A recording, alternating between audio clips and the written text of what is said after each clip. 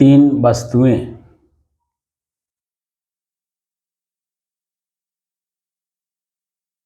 एकदम स्पष्ट हो रही हैं और ये स्पष्टीकरण हवा में नहीं बल्कि एकदम अनुभव में आ रहा है।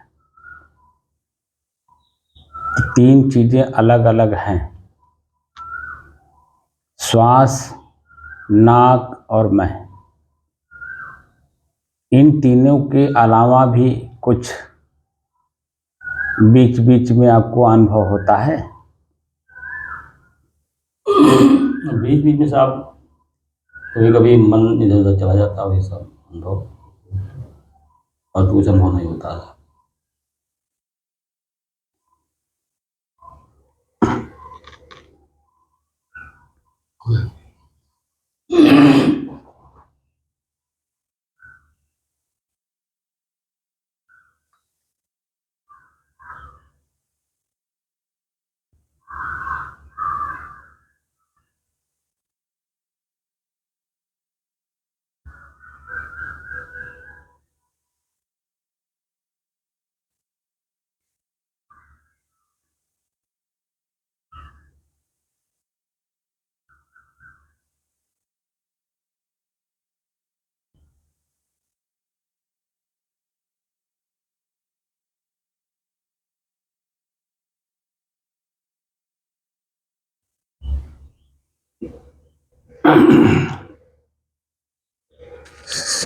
अपने ही चंचल मन को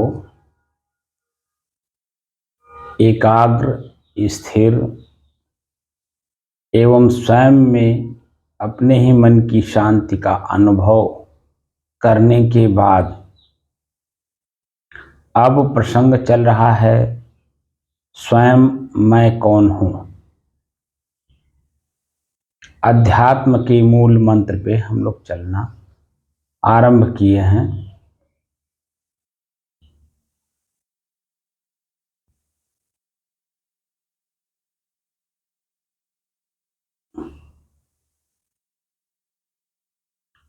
अध्यात्म का मूल मंत्र ही है कि स्वयं मैं कौन हूं। तो व्यवहार और परमार्थ दो क्षेत्र हैं। व्यवहार में शरीर आता है, शरीर से संबंधित क्रियाकलाप। परमार्थ में, जिसको अध्यात्म कहते हैं, उसके लिए बाहरी व्यवहार त्याग कर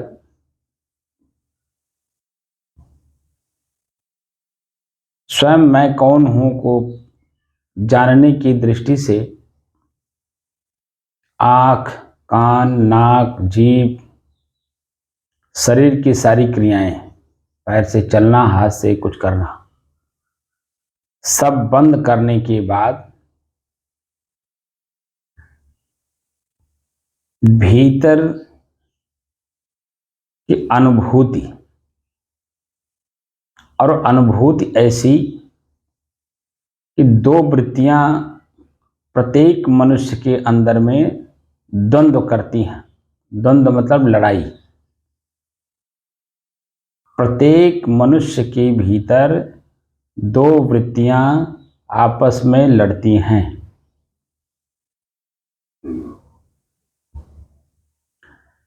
इन दो वृत्तियों को स्पष्ट करना कि कौन सी वृत्ति व्यवहार जगत की है और कौन सी वृत्ति कल्पना की है। व्यवहार का मतलब एकदम स्पष्ट रहता है और जो कल्पना वाला रहता है वो स्पष्ट नहीं रहता, उसमें क्षण क्षण परिवर्तन रहता है। और जो व्यवहारिक होता है उसमें परिवर्तन नहीं होता है। वह जब तक क्रिया करके उसके पॉइंट पे आप पहुंच नहीं जाते हैं तब तक वह आपके मन मस्तिष्क में उभरता रहता है कि यह काम अभी हुआ नहीं। जैसे वर्तमान समय में गेहूं की कटाई चल रही है। कहीं कहीं बिल्कुल खत्म हो गया है गेहूं की कटाई। कहीं कहीं अभी जो हाथ से काटने वाले लोग हैं उनके यहाँ अभी कुछ रह गया है। इसीलिए मैंने कहा कि गेहूं की कटाई चल रही है। तो जब से गेहूं कटना शुरू हुआ और जब तक अंत नहीं हो जाएगा तब तक देखिए जिसके खेत में गेहूं लगा है वह उसी के बारे में सोचता है, उसी के बारे में बोलता है, उसी के बारे में करता है। सही गलत? जी सही है सर, बिल्कुल सही है। और जब कार्य पूर्ण हो जाता है तो मन मस्तिष्क अपने आप संतुष्ट हो जाता है। तब ना बोलता है, ना सोचता है, ना करता है, ना किसी से करवाता है। ये व्यवहार की बात हो गई। लेकिन जो कल्पना का मन के अंदर में वृत्ति उभरती है उसका कोई स्थायित्व तो नहीं रहता। अभी उभरा कि हमें दिल्ली जाना है, कल्पना कर लिया दिल्ली जाने की। कब जाना है नहीं मालूम, लेकिन जा करके वहां से लौट भी आएगा। 10 से 5 मिनट के अंदर में दिल्ली गया और लौट भी आएगा। कौन? एक कल्पना का मन। तो दिल्ली जाना और वहां से आना कम से कम 4 से 5 दिन लग जाएगा। ठीक है ना? और 10 मिनट में कल्पना का मन दिल्ली जाएगा भी और लौट के आ भी जाएगा। तो उसमें अस्थायित्व तो नहीं होता। लेकिन ऐसी कल्पना दिल्ली वाली 10 मिनट के अंदर में अनेकों बार उभरता है। लेकिन जब उभरता है तो सत्य दिखाता है। जो मैंने अभी प्रश्न पूछा कि 3 चीजें अस्पष्ट हो रही हैं, श्वास, नाक और मैं। तो ये तो व्यवहार जगत का है ना। श्वास ले रहा हूं, छोड़ रहा हूं, तो किससे ले रहा हूं? नाक से। तो नाक एक साधन हो गया श्वास को लेने के लिए। लेकिन ले कौन रहा है? तो अब स्पष्ट हो गया ना कि मैं खुद खींच रहा हूं, छोड़ रहा हूं, खींच रहा हूं, छोड़ रहा हूं। लेकिन इतना अभ्यस्त हो गया है अनेकों जन्मों का कि हमें मालूम नहीं पड़ता कि मैं ले रहा हूं कि छोड़ रहा हूं, ले रहा हूं कि छोड़ रहा हूं, ले रहा हूं कि छोड़ रहा हूं। कभी मालूम होता है? जैसे जीभ जो है, आप जरा अनुभव करिए, जब आप बचपन में रहते हैं तो यही जीभ बोल नहीं पाता है। जैसे छोटा बच्चा ले लीजिए, उससे पढ़िए, कभी आप भी वैसे छोटे थे, किसी जीभ से बोल नहीं पा रहे थे, आवाज नहीं निकल रही थी। मन में तो रहता था कि बोलें, लेकिन ये जीभ जो है उस अवस्था के अनुसार इसमें से आवाज नहीं निकल रही है। लेकिन माँ के सानिध्य में बच्चे जो रहते हैं तो माँ धीरे धीरे धीरे धीरे सिखाती है। ठीक है ना? और सिखाते सिखाते ऐसा सिखा देती है कि देखिए इस अवस्था में, जो इस समय में आपकी तो 78-79 साल की अवस्था है और हमारी अभी 52-53 साल की अवस्था है। लेकिन जीभ जो है हमें पकड़ करके नहीं चलाना पड़ रहा है, अभ्यस्त हो गया है। तो इसलिए शब्द निकालते समय हमको, हमारे मस्तिष्क को पता है कि हम जीभ कैसे हिला रहे हैं और हिला करके कौन सा शब्द निकाल रहे हैं, क्योंकि मस्तिष्क को पता है कि जो शब्द निकलेगा इसकी कीमत क्या है, ये मस्तिष्क को पता है। तो ये अभ्यास हो गया कि नहीं? ऐसे ही श्वास अनेकों जन्मों का अभ्यास है। क्योंकि हम लोग किसी भी शरीर में गए होंगे, जो वर्तमान में हम लोगों को देखने को मिलता है, चींटी से लेकर के और हाथी तक, वहां देखिए श्वास लिया जाता है, छोड़ा जाता है, श्वास लिया जाता है, छोड़ा जाता है। क्योंकि दो वस्तुओं के संगम का नाम जीवन है। 2 वस्तुओं के संगम का नाम जीवन है। मैं शरीर में हूं तो मैं एक हो गया, और जो श्वास है ये प्रकृति का क्या है, वायु। तो दो तत्वों का मेल है ना जीवन, प्रकृति और मैं के बीच में ये जो श्वास है यही मेरा जीवन है। ये जब तक चल रहा है तब तक मैं इस शरीर में हूं, और यही श्वास जब बंद हो जाएगा तो मैं इस शरीर में नहीं रहूंगा। और हमारे पूरे समाज में सबको पता है कि जब शरीर में जो शरीर को चलाने वाला ड्राइवर था जब निकलता है तो उसके श्वास नहीं चलते हैं, तो यहाँ नस भी नहीं चलेगी, ब्लड सर्कुलेशन जो यहाँ देखते हैं हम लोग रोग में, वैद्य लोग यही देखते हैं कौन सी नाड़ी चल रही है। ठीक, तो 3 नाड़ियां देखते हैं, कफ पित्त वायु, ठीक है ना। 3 नाड़ियां देखते हैं और 3 नाड़ियों को देख करके आपके पूरे शरीर में कौन सी गतिविधि किस जगह हो रही है सब उन्हें पता चल जाता है।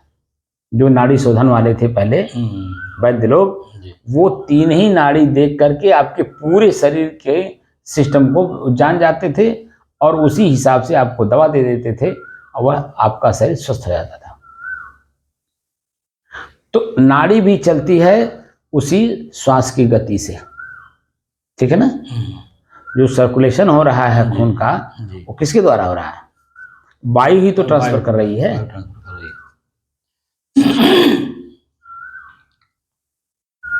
उसी में अग्नि भी है, खून गर्म भी रहता है। तो सब कुछ का मेल, यानी 2 तत्वों का मेल, प्रकृति और पुरुष दोनों के मध्य में हमारा श्वास काम करता है। खून में जल भी रहता है, खून में जल भी रहता है। अगर जल नहीं रहेगा तो ट्रांसफर कैसे होगा। जल तत्व भी उसमें है तभी तो पतला करके जन वो पूरे शरीर को ट्रांसफर करता है। लेकिन कहीं भी किसी भी शरीर के नस में देखिए वो चिपकता नहीं है। अगर वो जिसे हाथ में लीजिए खून तो देखिए चिप चिप चिप करता है, लेकिन नस में वो चिप चिप चिप चिप नहीं करता है जी सर, पूरा अपना सर्कुलेशन करता रहता। कहीं अगर चिपक जाए तो इसी को कहते हैं नस ब्लॉक हो गई।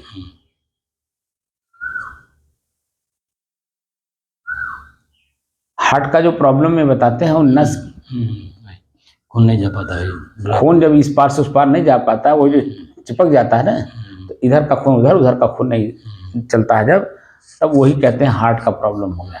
तो छल्ला डाल करके फैला देते हैं तब ताकि जो है वो अपना सर्कुलेशन करे। तो 3 चीजें जो स्पष्ट हुई, श्वास, नाक और मैं, ये तो व्यवहारिक जगत का है, स्पष्ट दिख रहा है। लेकिन साथ साथ जो है मन कल्पना में भी जाता है। जो भी आप कह रहे थे ना, भागता है, इधर उधर जाता है, इधर उधर कहाँ जाएगा। जो कल्पना वाली बात ख्याल में आ जाती है, तो जिस समय में जो बात ख्याल में आता है ना, उसको भी देखिए आप सत्य दिखाता है, जो कि वो कल्पना है, उसमें कोई स्थायित्व तो नहीं है। व्यवहार वाली बात में जो हमने श्वास को जो देख रहे हैं, नाक को जो देख रहे हैं और मैं को देख रहा हूं, ये व्यवहारिकता है, व्यवहार में है, प्रत्यक्ष दिख रहा है। तो जो प्रत्यक्ष दिखता है वो व्यवहारिक होता है, लेकिन जो कल्पना में जाता है वो प्रत्यक्ष कहाँ होता है।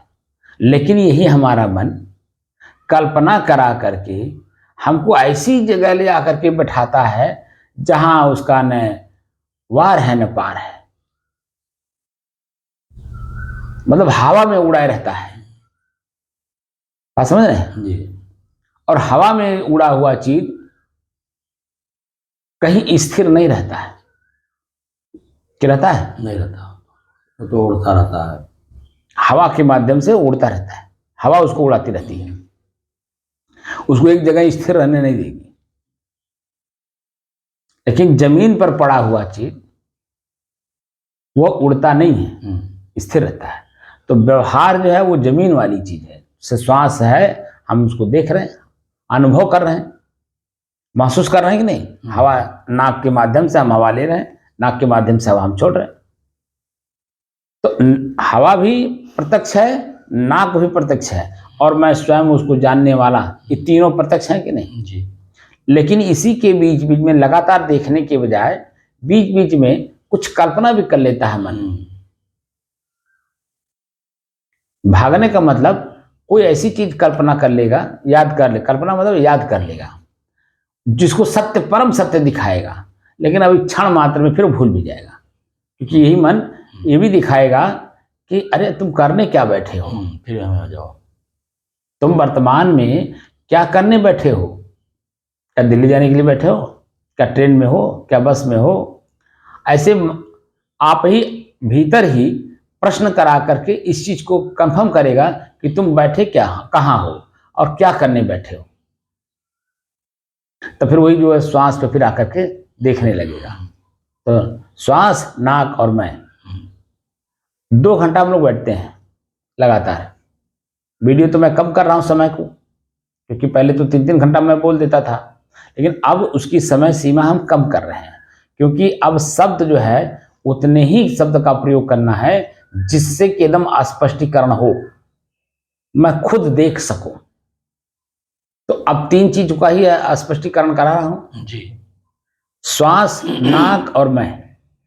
इसी पर मैं लगातार महीनों दिन से बोल रहा हूं कि अपने ही श्वास, नाक और मैं को देखिए, स्पष्ट करिए, अनुभव करिए, महसूस करिए। भीतर की आंख, मन की आंख से उसको क्लियर करिए, स्पष्ट करिए कि श्वास सचमुच मैं खींच रहा हूं, ले रहा हूं, उसमें मेहनत लग रहा है। अभी हमारा मस्तिष्क इतना शांत नहीं हुआ कि जो मुझे ये महसूस हो सके कि मेरा श्वास वास्तव में मैं ले रहा हूं और वास्तव में मैं छोड़ रहा हूं। बात समझ रहे हैं? जी। इतना अभी क्लियर नहीं हो रहा है कि उसमें हमें मेहनत लग रहा है।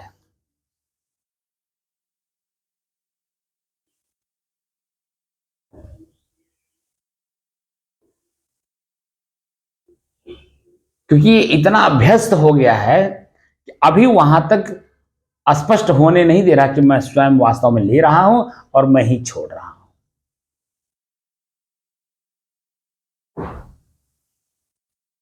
जब इस लेवल पे हम पहुंचेंगे कि वास्तव में मैं ले रहा हूं तो उसमें मेहनत लग रहा है। तो कितना मेहनत लग रहा है? जितना मेहनत आपको अपने मन को शांत करने में लगेगा ना अभी भी, उतना ही समझिए कि मैं अपने श्वास को ले रहा हूं और छोड़ रहा हूं, मेहनत उतना ही लग रहा है। खेत में जैसे गुड़ाई करते हैं, जैसे हम सड़क पर दौड़ते हैं तो मेहनत लगता है कि नहीं? गुड़ाई करते समय भी मेहनत लगता है कि नहीं? लगता। ऐसे ही श्वास को लेने में मेहनत लगता है और उतने ही मेहनत लगता है जितना दौड़ने में होता है, क्योंकि श्वास हमारा दौड़ रहा है ना। जितना हम शरीर से दौड़ करके अनुभव करते हैं कि कितना थकान, दबाव, तनाव, खिंचाव, क्या क्या नहीं महसूस होता है, लेकिन मन में एक जोश है कि हमें दौड़ना है, उस चीज को पाना है, पा करके लेकर लौटना है, तब जा करके हम शांत हो पाएंगे। तो जो उस समय मन की स्थिति रहती है वही मन की स्थिति यहाँ है, लेकिन इतना सूक्ष्म है कि वह बात समझ में नहीं आती। क्यों? क्योंकि हमारा मन क्षण क्षण, क्षण क्षण कह दें या सेकंड सेकंड कह दें, क्षण में थोड़ा समय ज्यादा लगता है, सेकंड में समय नहीं लगता। हमारा मन कहां कहां भागता रहता है। वो तो अभ्यास हम लोग कर रहे हैं, इसलिए अब सिर्फ अपने श्वास पे टिक रहा है, श्वास नाक और मैं में टिक रहा है, लेकिन फिर भी बीच बीच में कुछ न कुछ खुरखुंद कर ही देता है, यानी कुछ न कुछ स्मरण करा ही देगा, चाहे अच्छे के रूप में चाहे बुरे के रूप में। प्रत्यक्ष जब हम चलते हैं तो उसमें भी हम अब, क्योंकि हमारी वृत्ति एकदम अंतर्मुख है नहीं भी पूर्ण रूप से, तो प्रत्यक्ष जब हम देखने लगते हैं तो वो दृश्य भी सच महसूस होने लगता है। और जो प्रत्यक्ष दृश्य सामने दिखाई देता है उसमें परिवर्तन हो रहा है ये दिखाई नहीं देता, जो कि प्रकृति का नियम है परिवर्तन। आज मेरे पास कल आपके पास, तो कैसे आपके पास गया? वो जब से हम शुरू किए अपने पास रखने के लिए उसी दिन से वो उसमें परिवर्तन हो रहा है। अब परिवर्तन होते होते महीनों दिन सालों लग जाता है, जो आपके पास पहुंच जाता है। और हम इस बात का अनुभव करते हैं, फिर भी मन मस्तिष्क बाहर घूमने की वजह से परिवर्तन को हम देख नहीं पाते, अनुभव नहीं कर पाते, महसूस नहीं कर पाते, क्योंकि मन है चंचल, और चंचल मन में परिवर्तन चीजें दिखाई नहीं देती। उसी समय में हम लोग कुछ का कुछ कर बैठते हैं और वही गलती हो जाती है। सिर्फ अपनी जगह पर स्थिर रहिए, चलते समय भी, उठते समय भी, बैठते समय भी, बातचीत करते समय भी, आंख से देखते भी, कान से सुनते भी, जीभ से चाहे स्वाद ले रहे हो चाहे बोल रहे हो, यानी शब्द निकाल रहे हो, पैर से चल रहे हो या हाथ से कुछ कर रहे हो, हमको खुद को स्थिर रहना है। क्योंकि वास्तव में मैं स्थिर, जैसे गाड़ी में ड्राइवर अपने सीट पे देखिए स्थिर होकर के चलाता है, तो उसके पहिए को चलाना नहीं पड़ता है, वो बस खाली एक्सीलेटर लेता है कि अपनी रफ्तार बढ़ाता रहता है। पहले तो गियर वाली गाड़ियां आती थी जो हाथ से लगाना पड़ता था गियर, अब तो बिना गियर के भी आ रही हैं और वो ऑटोमेटिक है, अपने आप गियर बदलती रहती हैं। बस खाली आप एक्सीलेटर लेते रहिए, पॉइंट पे जाने के बाद अपने आप गियर चेंज हो जाता है। ऐसे ही जो बाहर गाड़ियों को बनाया गया, हमारे मन मस्तिष्क को ही देख करके बनाया गया। अब आप बता दीजिए, वो जो वर्तमान में इंजीनियर है, ठीक है, गाड़ी को बनाने वाला, वो कितना शांत वृत्ति का होगा कि वह अपने ही मन मस्तिष्क को समझ रहा है कि किस पॉइंट पे जाकर के गियर कैसे बदलता है। यानी अपने ही मन कैसे अपनी ही चीजों को पहले जो स्मृति में रखा था उसको कैसे ट्रांसफर कर देता है, नहीं गियर बदल देता है, कि दूसरी बात कैसे याद कर लेता है, अब फिर दूसरी बात जब याद करने के बाद फिर पहले वाली बात कैसे याद कर लेता है। बात समझ रहे हैं? तो ऑटोमेटिक सिस्टम अंदर में है, वो हो रहा है, स्वतः हो रहा है। वही देखिए प्रत्यक्ष गाड़ी में आपके दिखा दिया, किसने दिखाया? इंजीनियर ने। तो इंजीनियर जिस लेवल का माइंड रख कर काम कर रहा है, इस माइंड को प्राप्त करने के लिए उसने पीछे कितना जन्म लगाया है, कितनी साधना की है उसने। वासना तो मिटा नहीं था, लेकिन मन की गति को तो पकड़ा था ना, मन की गति को पकड़ करके तब वो काम कर रहा है। अब जन्म लेना पड़ा इसलिए क्योंकि वासना को उसने जड़ से उखाड़ के फेंका नहीं। बात समझ रहे हैं? इसलिए उसको जन्म लेना पड़ा। और वो जो पीछे अभ्यास करके अपने आप को जानने का जो प्रयास किया था, तो उसमें वो अपने आप को तो जान नहीं पाया था, मन की गति को जरूर पकड़ लिया था। इसलिए वो जो पीछे अभ्यास वो वर्तमान में उसे लाभ का कारण बन गया। यानी जो दिमाग है उसका, उस दिमाग का कागज में प्रयोग करके, पहले तो कागज में प्रयोग करता है, पहले मस्तिष्क में उभारता है, फिर कागज में उसको पूरा सिस्टम देता है, और फिर जो है जिनके पास पैसा है, जो सिस्टम है, उनको समझाता है। और वह जब समझ जाते हैं तो पूरा पैसा लगाते हैं उसमें, जो कि इंजीनियर के पास पैसा नहीं है, तो कमाने के लिए वहां गया है। तो जिस मालिक यानी फैक्ट्री के मालिक के पास जा करके अपनी बात को समझाता है, और समझाने के बाद फैक्ट्री मालिक को जानकारी होती है, वो पैसा उसमें लगाते हैं, सामान लगाते हैं, समय लगाते हैं, आदमी लगाते हैं, स्वयं भी लगते हैं, ठीक है, सारा सिस्टम लगाते हैं। और जब तक वो बन के तैयार नहीं हो जाता है, तब तक आपको भी चलना पड़ता है, मालिक को भी चलना पड़ता है। और जब बन करके तैयार हो जाता है तो शोरूम में उसको रखा जाता है, और शोरूम में बड़े बड़े लोग, धनाढ़ लोग उसे खरीदने के लिए आते हैं, क्योंकि उसका एडवर्टाइज होता है, यानी प्रचार होता है कि ये चीजें हमने बनाया है।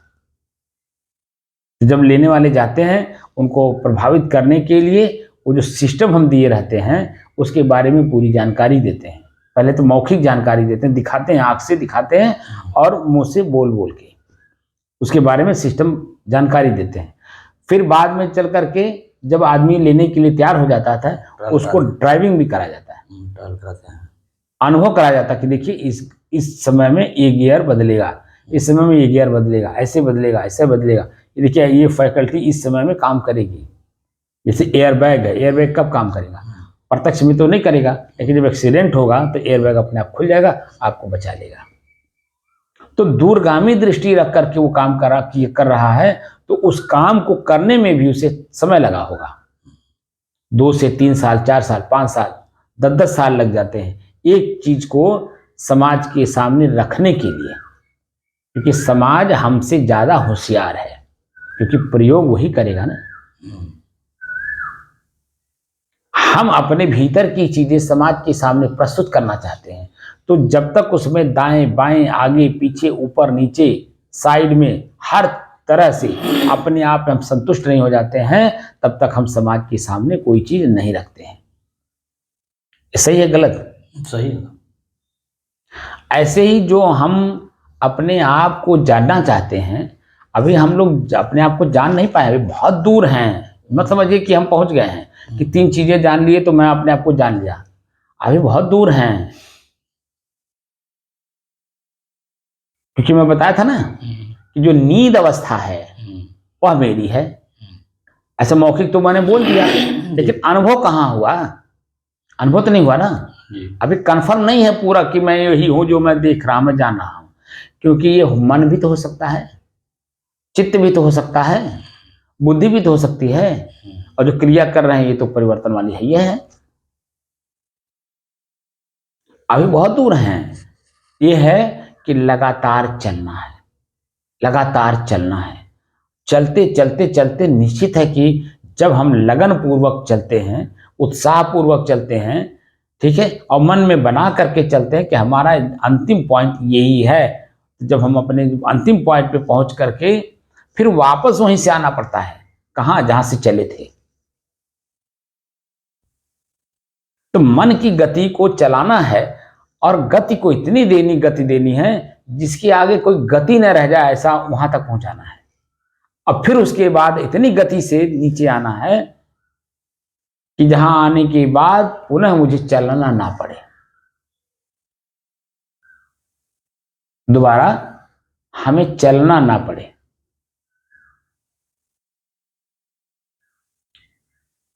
और यह सौभाग्य है हमारा, आपका, इस बात को हम लोग जब अंतिम पहुंच जाएगा तो संतुष्ट हो जाएगा ना कि अब उससे आगे फिर वहीं से वापस आएगा ना। अब उसके जाना नहीं है तो रह नहीं जाएगा ना, नहीं तो वापस आएगा कि नहीं? मान ले दिल्ली मेरा लक्ष्य है, हाँ गए एक बार दिल्ली देखा आएगा तो वापस आएगा कि नहीं आएगा? आएंगे तो कि नहीं, तो दिल्ली कहा है, दिल्ली देखा है, कोई दिक्कत नहीं है, देखा है कि नहीं? बस। तो फिर जहां से चल के गए थे पास आके आकर के फिर अब दिल्ली की कल्पना नहीं करेगा, कल्पना नहीं करेंगे। हाँ, तो जहां हम हैं वहां मन लगेगा, और मन बना, दिल्ली गए, ये बात का पूरा जानकारी मस्तिष्क को रहेगा कि कौन कौन सी जगह पर क्या क्या घटना होती है।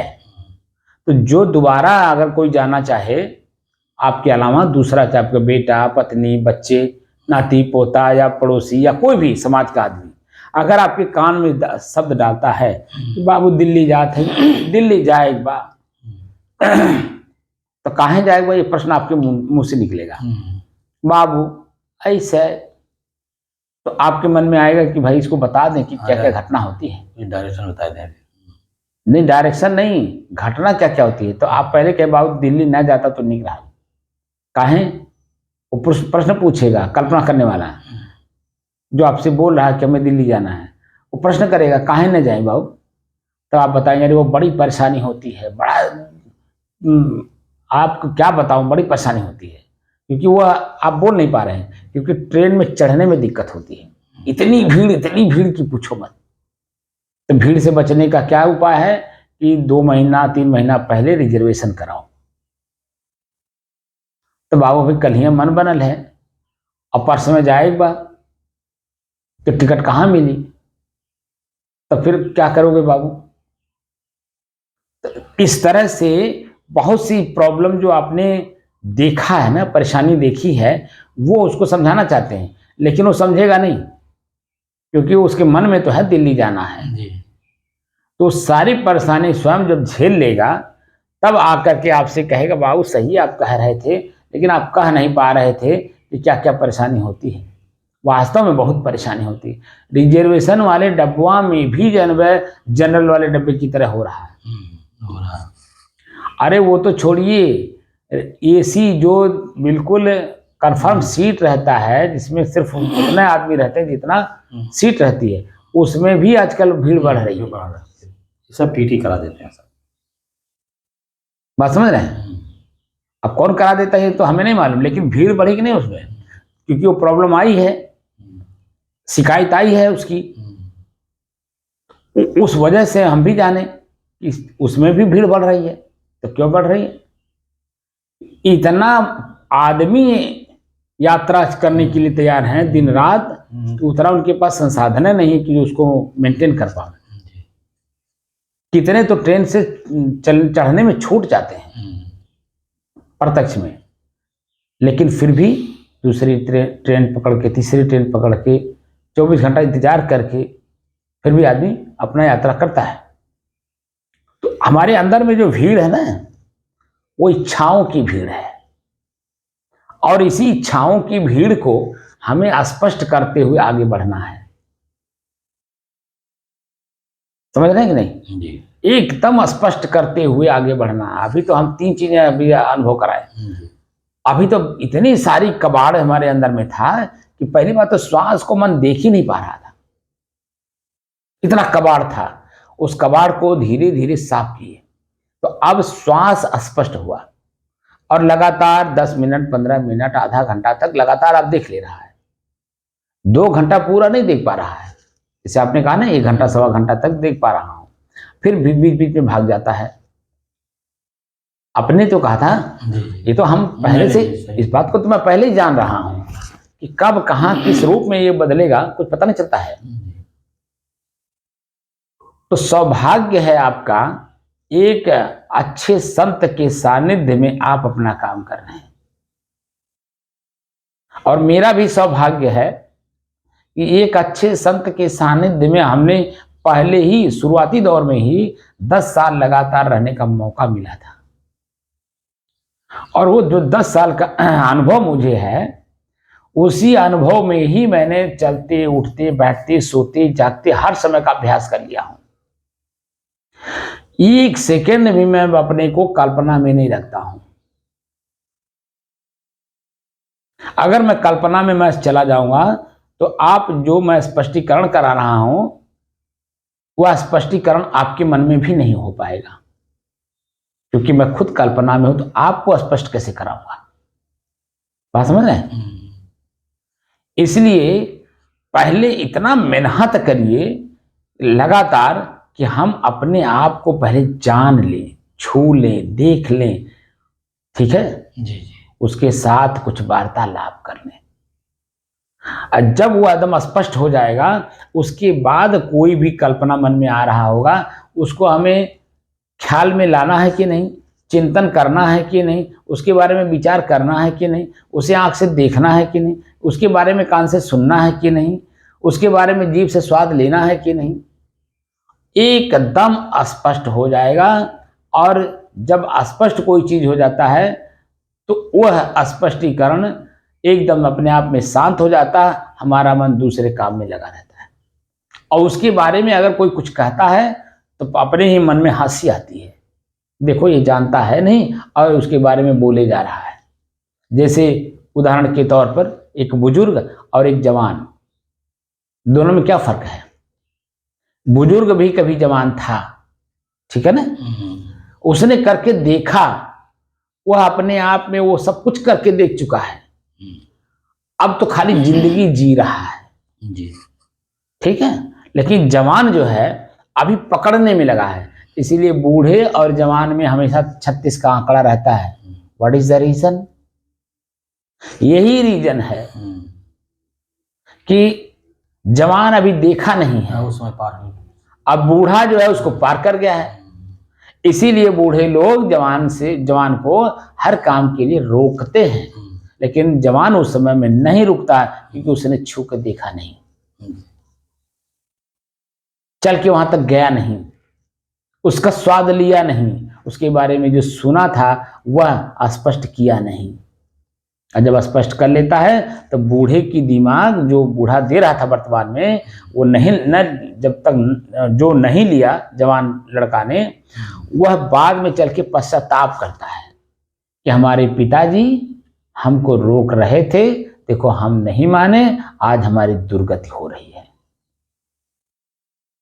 ये बात उसके दिमाग में बार बार इस बात को उभरता है, लेकिन तब तक देर हो चुका रहता है, क्योंकि जो नुकसान वो पिताजी देख रहे थे, क्योंकि वो करके देखे हैं और बच्चा देखा नहीं है, इसीलिए बूढ़े लोग जवान को प्रिय नहीं लगते हैं, क्योंकि जवान अभी जोश में है, होश में नहीं है।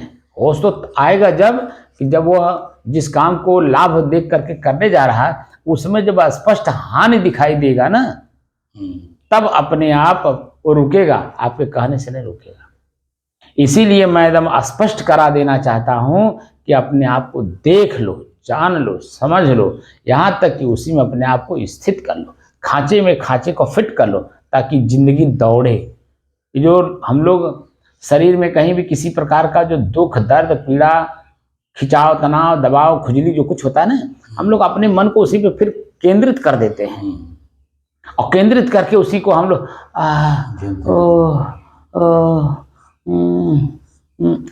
ये आवाज निकालने लगते हैं, जो कि उसके अलावा भी और भी तो चीजें हैं हमारे शरीर में, उसको हम भूल जाएं, अन्य जगह काम करें।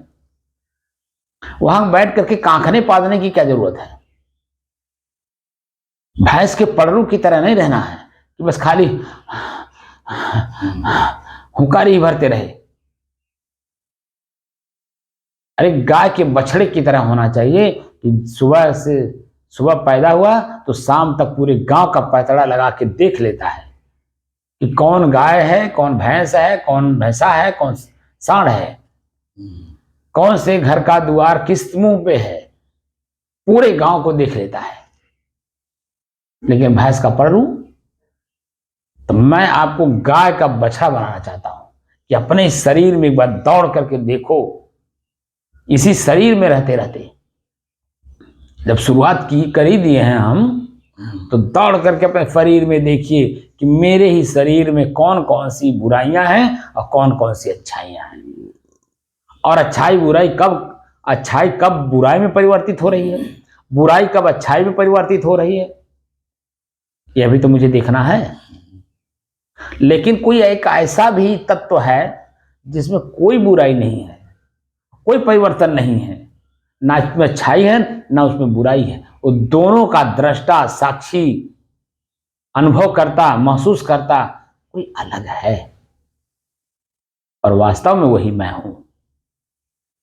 मेरे में कोई परिवर्तन नहीं है, किसी भी प्रकार का परिवर्तन नहीं है। बात समझ रहे हैं? जी। सौभाग्य है आपका ऐसे संतों के सानिध्य में, क्योंकि ये मस्तिष्क कितने देर में क्या क्या परिवर्तन करता है, ये हम लोग समझ नहीं पाते। कल का दृश्य मेरे लिए आंख का देखा हुआ, कान से सुना हुआ दृश्य, कल मैं जो देखा, उसमें अभी रात में जब चिंतन करने लगा तो देख रहा हूं कैसे परिवर्तन होता है। वो जो सदगुरु विशाल देव का मैं चर्चा करता हूं, वो देखिए जीवन मुक्त पुरुष थे, तो जीवन में रहते रहते मुक्त थे। कैसे मुक्त थे? अब देखिए कल वो पॉइंट जब मैंने देखा, ठीक है, तब वो बातें एकदम रात में मुझे एकदम क्लियर हो गया। तो वह देखिए दूरदृष्टि रखते थे, एकदम दूरदृष्टि। मैं बताया भी था आपको कि वह आश्रम बनाने नहीं दिए अपने शिष्यों को। इसके बारे में बताया था ना, बताए थे। अंतिम क्षण उनका चल रहा था और शरीर में गर्मी इतना थी, एक तो बाहर की गर्मी, एक भीतर की गर्मी, शरीर का, भीतर मतलब मन का नहीं, खाली शरीर का। और उनके अनुयायी यानी शिष्य इस बात को जान रहे थे, इसीलिए समाज से दूर एक छोटी सी कुटिया बनाई जाती थी उनके लिए स्पेशल, ठीक है। और उसमें जो है तिल के तेल का दीपक जलता था। कहते हैं तिल के तेल का जो दीपक होता है ठंड रखता है। सही है, ठंडा होता, तिल ठंडा होता। तो तिल के तेल का उनका दीपक जलता था और शांत भाव में जो उनके और अनुयायी माने शिष्य लोग थे, त्यागी शिष्य लोग, तो वह उनकी दूरी और माने दोनों की दूरी कम से कम आधा किलोमीटर की होती थी। बात समझ रहे हैं? कम से कम आधा किलोमीटर की। तो जो त्यागी शिष्य लोग रहते थे उनका कर्तव्य था कि जो पब्लिक उनके पास आती है उनको वो सत्संग सुनाएं। उन्हें दूर से रोक लें, आधा किलोमीटर दूर रोक लें, आधा किलोमीटर दूर रोक लें ना। नहीं, रोक लें वो बात अलग है, रोकना नहीं था। यानी दर्शन तो करते ही थे, लेकिन समय से करते थे। लेकिन जो पब्लिक आई है, हमारी मनोदशा क्या है ये उनकी वही जानकारी में आनी चाहिए ना। हमारी मनोदशा क्या है ये उनको जानकारी में आना चाहिए कि हम किसके पास आए हैं, उनका क्या मनोदशा है। तो जो शिष्यों में डाले गए थे उसके विचार, अपने विचार कैसे परिवर्तन किए गए हैं, वो भजन के माध्यम से उनको सुनाना रहता था पब्लिक को। पब्लिक तो लट्टू है आपके पास आने के लिए, जानने के लिए, समझने के लिए, प्रयोग करने के लिए।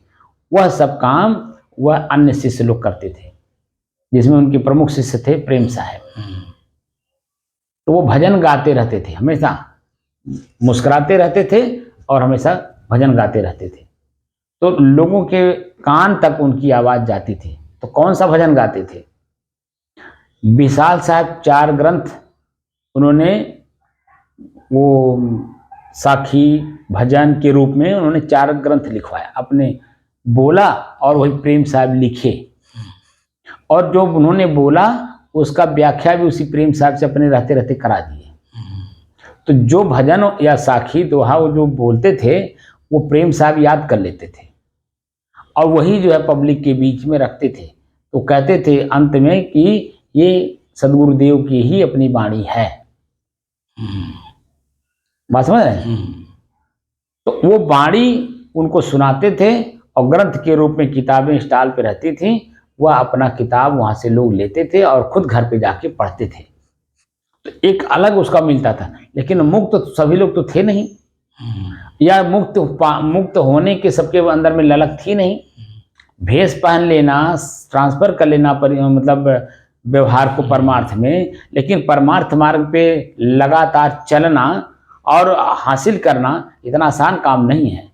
आप देख रहे होंगे हम लोग 897 दिन से हम लोग काम कर रहे हैं और फिर भी अभी हम लोग दूर हैं। क्योंकि ये जो कहने वाला है ना, मैं देख रहा हूं, ये भी मन है। अभी मैं इसके बारे में नहीं बोल रहा हूं ना, अभी तो खाली 3 चीजों को दिखा रहा हूं, श्वास, नाक और मैं। तो 3 चीजें स्पष्ट हो जाए, एकदम क्लियर हो, दिखाई दे, हम उसको छू सके, उसको प्रयोग कर रहे हैं तो महसूस भी हो सके। तो 3 चीजों, इन्हीं 3 चीजों में आने में हमने बहुत सारी चीजें काटी। बहुत सारे मन में कल्पना था, इच्छाएं थी, सुना था, पढ़ा था, देखा था। वो सारी कल्पनाएं जो है जब तक ध्वस्त नहीं होंगी तब तक स्पष्टीकरण कैसे होगा? तो कल के दृश्य से हमको अपने आप में परिवर्तन दिखाई दिया। जो विशाल साहब कहते थे कि देखो अगर आश्रम बना लिए तो 1 से 2 पीढ़ी, 2 से तीसरी पीढ़ी, चौथी पीढ़ी में यहाँ चोर, डाकू, बदमाश, छिना इस तरह के लोग बैठेंगे। और इसका जो उद्देश्य मूल है कि समाज के साथ तालमेल मिला करके समाज को बैलेंस करने की दृष्टि से ये आश्रम बना है। आश्रम जो बनाया जाता है वो सदैव के लिए बनाया जाता है। ये नहीं कि खाली एक आदमी है तो कल ध्वस्त कर दे, ऐसा भी नहीं है।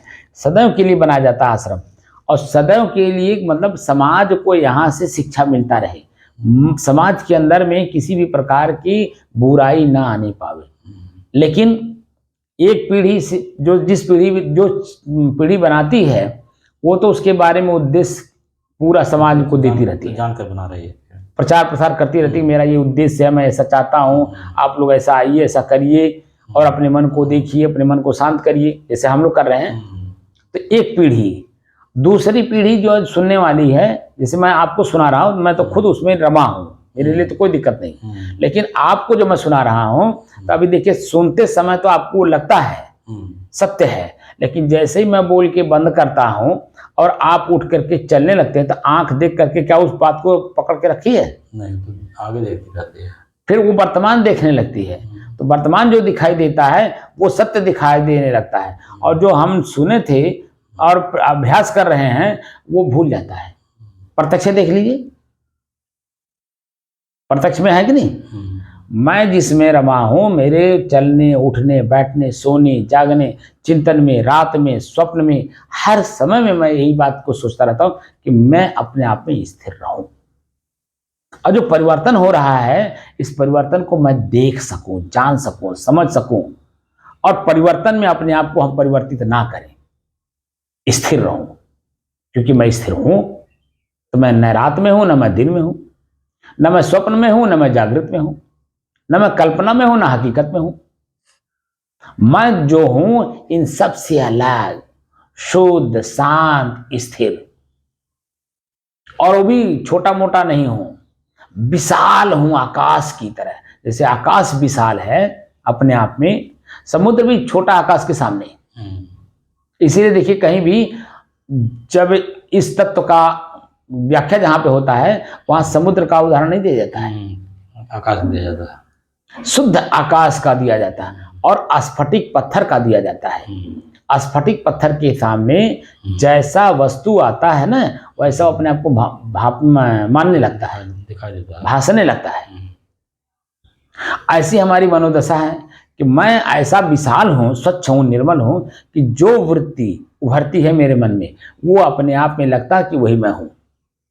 ऐसी नाते देखिए हम लोग लालायित रहते हैं, परेशान रहते हैं, दुखी रहते हैं, पीड़ित रहते हैं, क्योंकि लालायितपना है। क्योंकि वही जो दृश्य सामने देखते हैं उसी को हम भासने लगते हैं, अपने आप में भासने लगते हैं। इसीलिए सुनना भी कम है, देखना भी कम है, चलना भी कम है, करना भी कम है, बोलना भी कम है, खाना भी कम है, सब कुछ कम करते जाना है, कम करते जाना है, कम करते जाना है। एक अवस्था आ जाएगी कि सब कुछ कम हो जाएगा, जो मैं हूं शेष सबका उपभोग करता, एकदम विशाल आकाश की तरह, स्वच्छ भी हूं, निर्मल भी हूं और विशाल भी हूं। मेरे में कुछ नहीं है। ये बात का जानकारी होगी, लेकिन थोड़ा अभ्यास करते, जैसे अब तक अभ्यास किए ना 897 दिन तक, 900 लगभग 3 दिन में, 3 दिन के बाद 900 दिन हो जाएगा। और इतने दिन में हम लोग अभी कहाँ पहुंचे हैं, लेकिन फिर भी अभी दूर हैं। लेकिन यह है कि कुछ चले हैं। 100% तो अभी नहीं पहुंचे हैं, लेकिन कम से कम 10% तो पहुंचे हैं चल करके। 10% जो 0 से 10% तक जो हम आगे बढ़े हैं करके, वो तो हम देख रहे हैं ना कितना उसमें लाभ है, कितना हानि है, कितना नुकसान है, कितना फायदा है, ये तो हम देख लिए नहीं। अब अगर इसमें आपको फायदा दिखेगा तो निश्चित तौर पे आगे बढ़ेंगे, क्योंकि 10% में एकदम क्लियर हो गया। अभी 90% हमें चलना है, तो इसीलिए लगातार चलते रहना है, खाते भी, पीते भी, सुनते भी, बोलते भी, करते भी, हर समय में अपनी स्थिरता को बनाए रहिए। क्योंकि ये दृश्य अभी हैं, 2 मिनट बाद नहीं रहेंगे, अभी हैं 1 मिनट बाद नहीं रहेंगे, अभी हैं 1 सेकंड बाद नहीं रहेंगे, क्योंकि हमारे मन परिवर्तन हो रहा है। अब मन है प्रकृति, जो कुछ भी हम देख रहे हैं, देखने का साधन जो मन है ना, ये भी प्रकृति है। अभी हम महसूस कर रहे हैं, महसूस करना भी मन के काम है। और ये महसूस करने वाला मन भी शांत हो जाएगा। जैसे नींद में कुछ नहीं रहता है, ऐसे ही हम जागृत अवस्था में शांत हो जाएंगे, कोई क्रिया नहीं होगी, कोई महसूस होना भी नहीं होगा।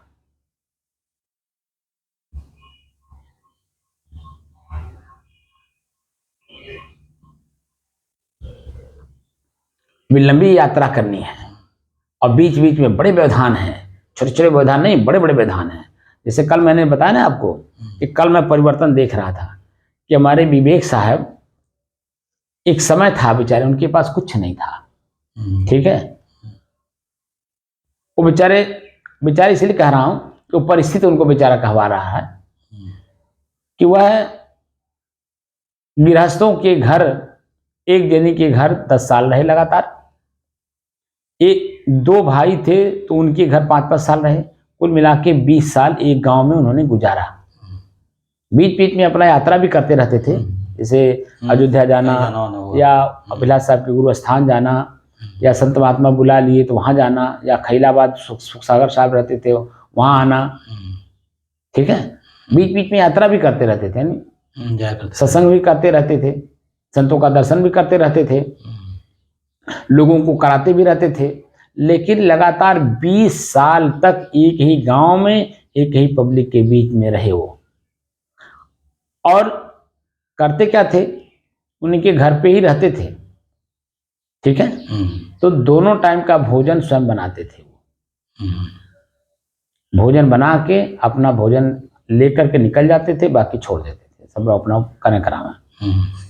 फिर उसके बाद जब भोजन कर लेते थे तो गांव में नहीं रुकते थे, तो उनका बगीचा था झाली झूला वाला, उसी बगीचे में जा करके बैठ के साधना करते थे। जो खाली समय भोजन बनाने के अलावा जो समय मिलता था, उस समय को वह जा करके भजन करते थे, और पूरा इलाका जान गया था उनको।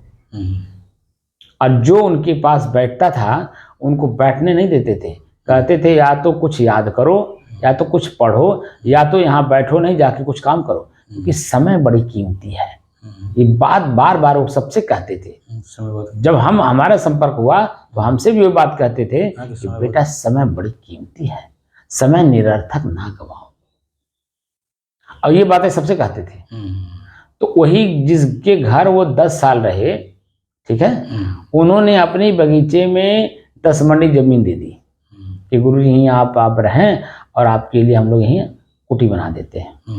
तो झोपड़ी बनाए, फूस की झोपड़ी बना करके वहाँ वो रहने लगे। उसके बाद जो सुखसागर साहब हैं, हमारे कबीर पंथ के एक अच्छे अद्वितीय विद्वान थे, अभिलाष साहब के पहले वो थे। अभिलाष साहब के गुरुजी और सुखसागर साहब एक ही समय में जा करके वहाँ पढ़ाई किए थे बुरहानपुर में, बीजक का। और दोनों ही बड़े विद्वान थे। सुखसागर साहब बने उनसे ज़्यादा पावर के थे चेतना में, तो वो उन्हीं के माध्यम से उस कुटिया का शिलान्यास हुआ। ठीक है, भंडारा हुआ और उनको बुलाया गया और उन्हीं के हाथ से एक ईंट रखवाई गई, कुटी बनी। धीरे धीरे धीरे धीरे उसकी वो करधन बनाई। करधन बनाने के बाद 2 कमरा बना, 2 कमरा और ओसारे का करधन। ठीक है, इतना जब मैं आया हूँ गुरु जी के पास, इतना तैयार हो गया था।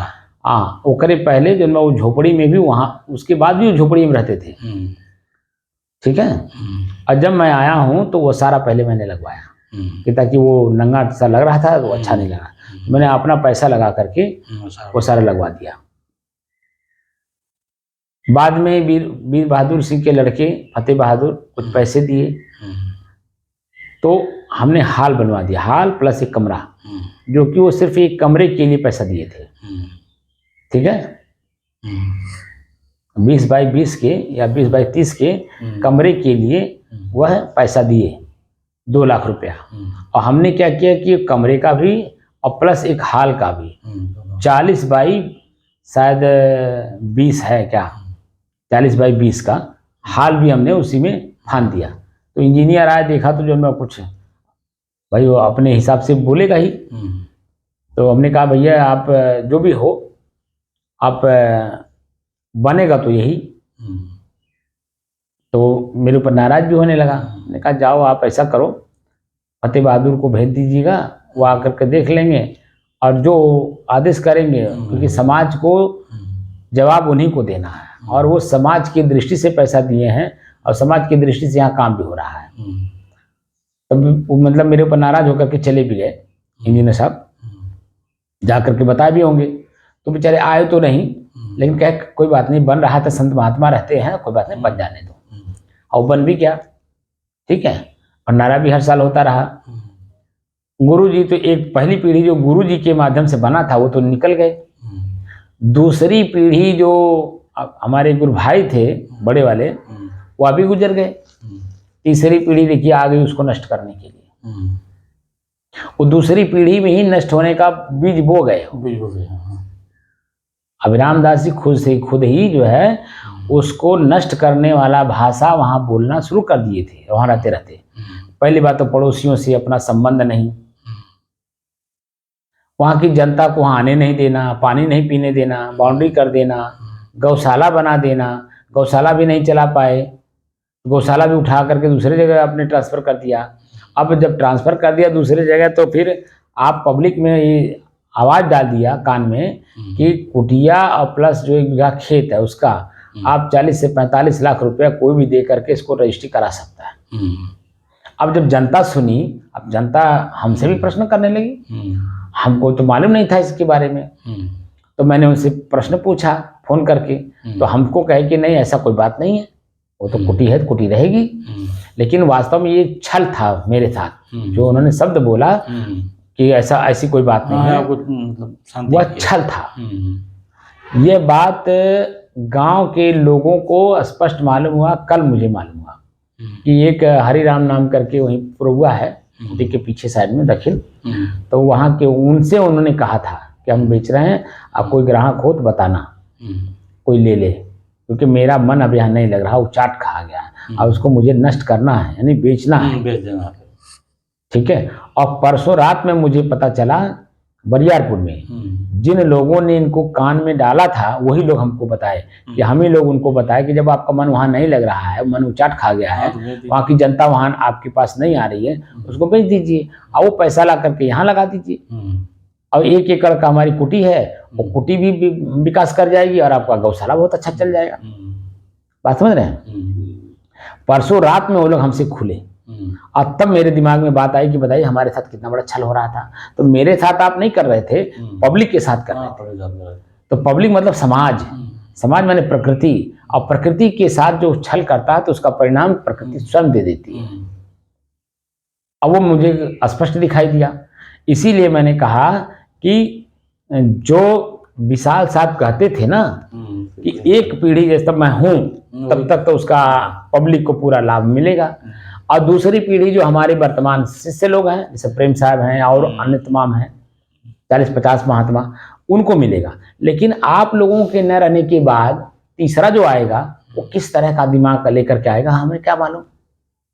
इसलिए आश्रम बनाना ही नहीं है, ये विशाल साहब का स्टेटमेंट था।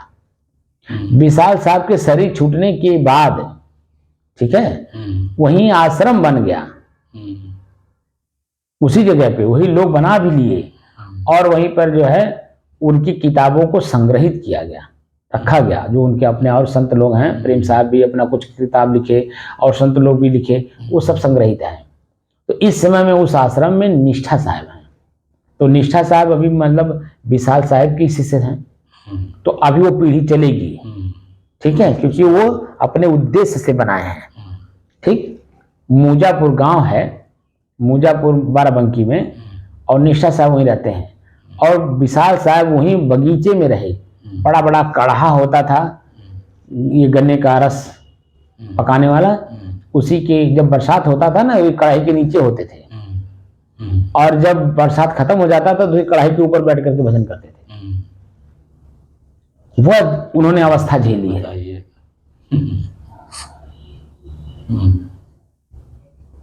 तो वास्तव में भजन होता ही ऐसे है, जिसके अंदर में खुद की जिज्ञासा है कि मैं करने क्या आया हूँ, वो जो सोचता है ना जंजाल है। तो कल हाँ ये तो बवाल है, जैसे घर जंजाल है, संसारिक जंजाल घर है, ऐसे ये भी है। वृत्तियां आकर के इसी में उलझ जाती हैं। तो मुझे कल जाकर के स्पष्ट मालूम हुआ कि कैसे परिवर्तित होता है, ठीक है ना। कल मुझे एकदम स्पष्ट मालूम हुआ कि अब ये किस तरफ जा रहा है, उसमें हाथ डालना, सोचना, बोलना उसके बारे में, ये मेरे लिए प्रश्न चिन्ह हो जाएगा, क्योंकि मैं स्पष्ट परिवर्तन देख लिया कि कैसे परिवर्तन हो रहा है, ठीक है ना। तो इसलिए हमारा आपका बहुत बड़ा सौभाग्य है कि कम से कम हम लोगों का बुद्धि, मेरा बुद्धि स्थिर है, और स्थिर बुद्धि में हम लोग साधना कर रहे हैं।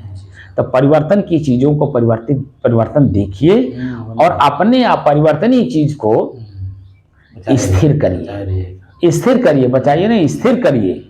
जो मैं स्थिर स्वयं अपने आप में हूँ, इन दृश्यों में उलझ करके मैं अपने आप को परिवर्तन ही बना लिया।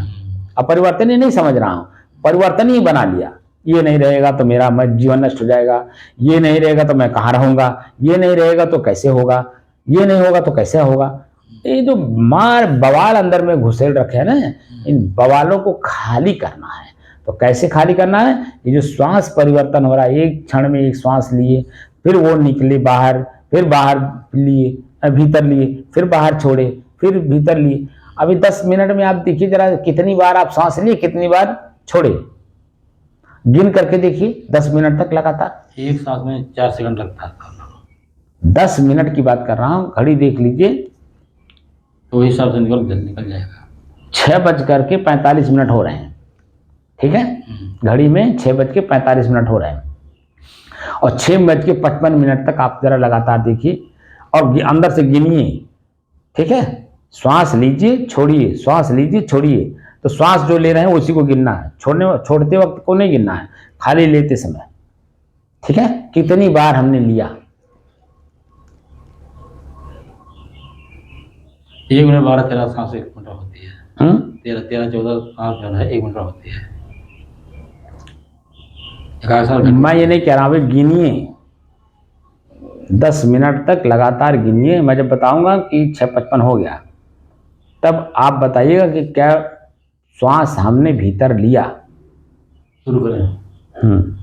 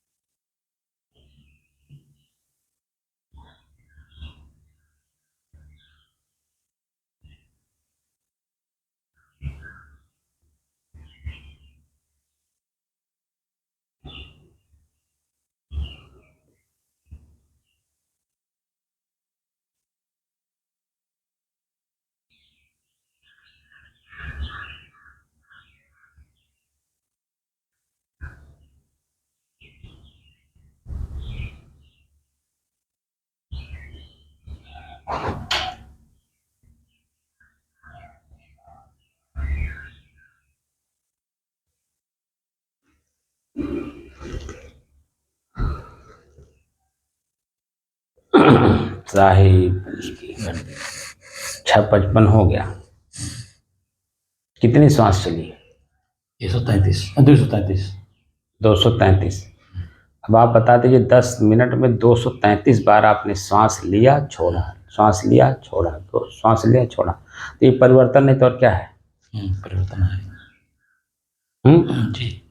तो श्वास में परिवर्तन हुआ, तो दृश्य में भी परिवर्तन हुआ, जो मैं देखने का काम कर रहा था परिवर्तन हुआ। लेकिन जो देखने वाला है वो परिवर्तित हुआ नहीं हुआ ना। तो इसी तरह से जो परिवर्तन है, इतनी सूक्ष्मता से हमें चलना है अंदर प्रवेश करके, तो बहुत बारीकी के साथ, स्थिरता के साथ, शांत पूर्वक ये सब चीज़ों को देखते आगे बढ़ना है। तो वो बातें देखिए समझ में आ गई। तो विशाल देव जो बात कह गए वो बात देखिए सामने हमारे है, एकदम स्पष्ट हमारे सामने है, क्योंकि हमारी वृत्तियां वास्तव में उस लेवल पे हैं नहीं, इसीलिए हम इसी उलझन में पहले से तो थे ही। आए साधु बने उस वृत्तियों को सुलझाने, अब पता चला और उलझा लिए। क्या उलझा लिए? गधा की तरफ बोझा ला दिए। जो कबीर साहब कहते हैं ना कि कथा करने वाले, प्रवचन करने वाले, दूसरे को समझाने वाले क्या हैं? गधा और करछुल। वो किसी दूसरे मालिक के हैं, अपने में नहीं है। गधा के पीठ पे मालिक लादता है, कौन? धोबी।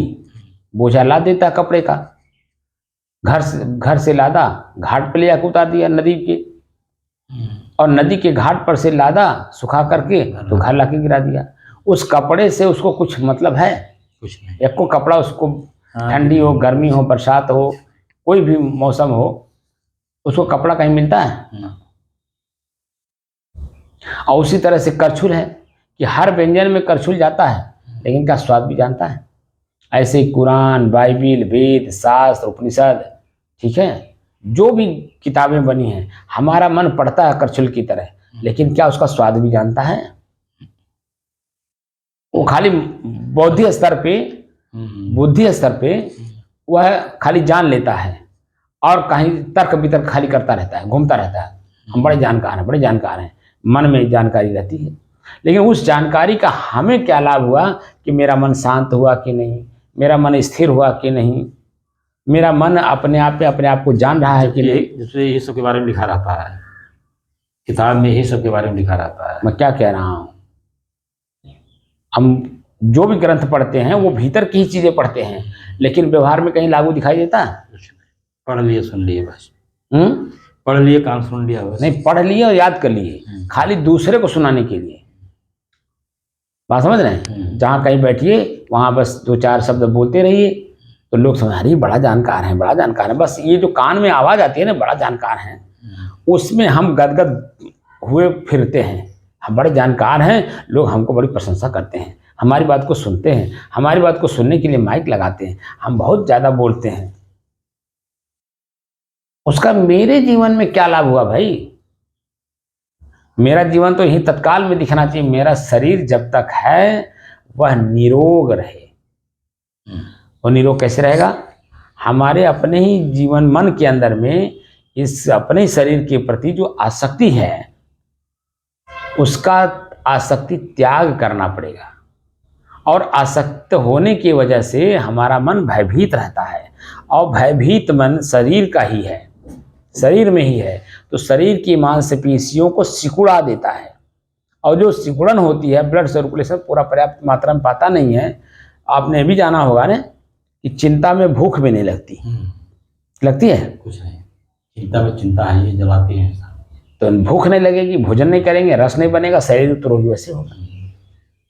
तो इसलिए शरीर को बैलेंस करके हमें अपने आप तक जाना है। बात समझ रहे हैं?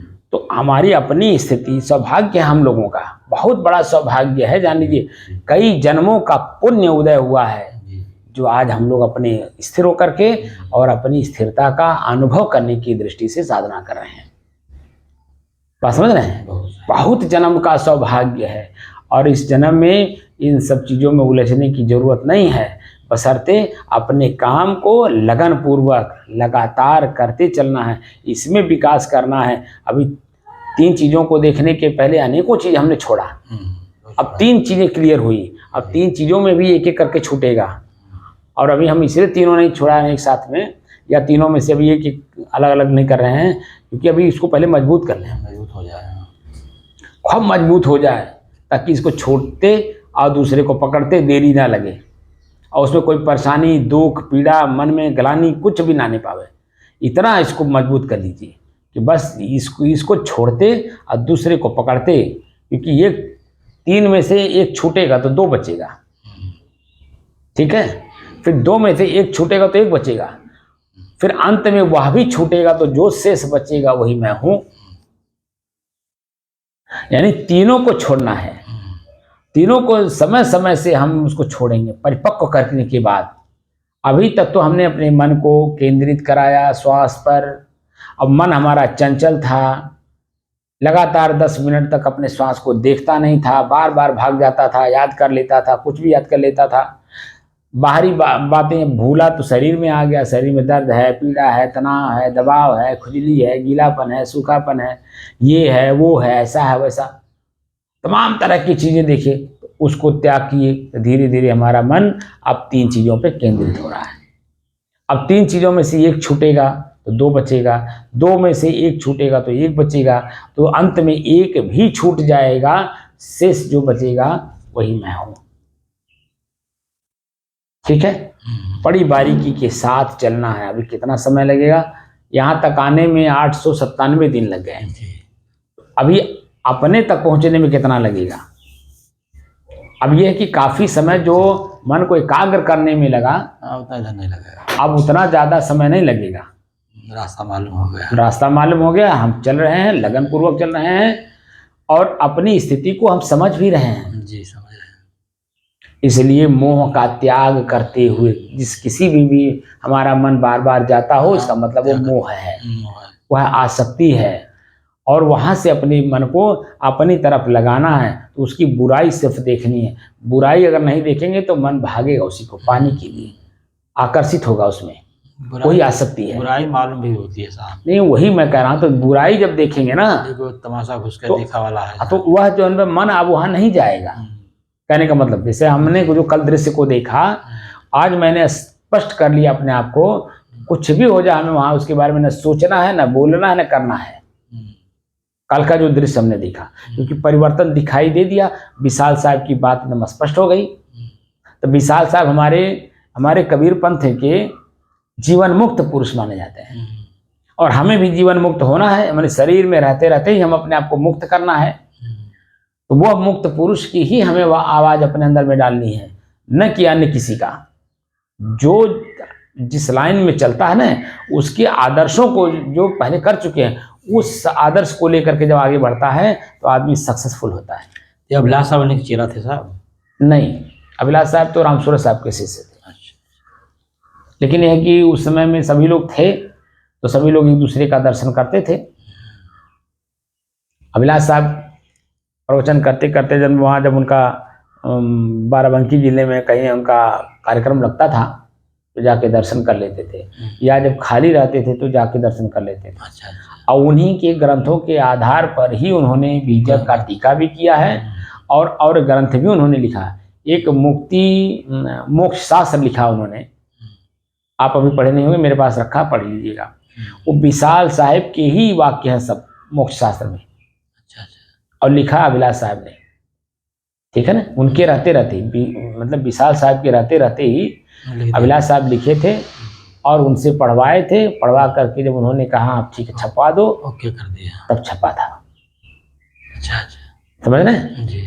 इसलिए जितने भी वाक्य हैं वो सब अब विशाल साहब के हैं। किसके? जो अभिलाष साहब ने लिखा है, ठीक है ना। इसलिए अब हम लोगों को अपने तक जाना है, बाह्य वृत्तियों में उलझना नहीं है। इसलिए अपनी तरफ ही जो हम काम कर रहे हैं उसी के बारे में दिन रात चिंतन करिए, मनन करिए, और व्यवहार में भी उसे देखिए, परिवर्तन को परिवर्तन की तरह, और अपने आप को स्थिर हैं स्थिरता की तरह, ठीक है ना जी। दृश्य कैसे परिवर्तित हो रहा है, और मैं दृष्टा साक्षी कैसे देख रहा हूँ उसे, कैसे था, कैसे परिवर्तन हो रहा है। अच्छा था तो बुरा होने लगा, बुरा था तो अच्छा होने लगा, ठीक है ना।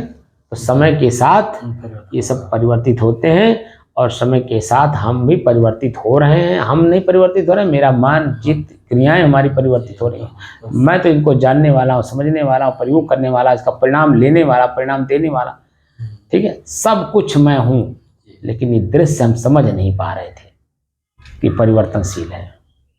तो परिवर्तन की चीज को परिवर्तन की तरह देखिए, और मैं जो स्थिर वस्तु हूँ, अपनी स्थिरता के बारे में एकदम क्लियर रहिए, स्पष्ट रहिए कि मैं शुद्ध, शांत और स्थिर हूँ।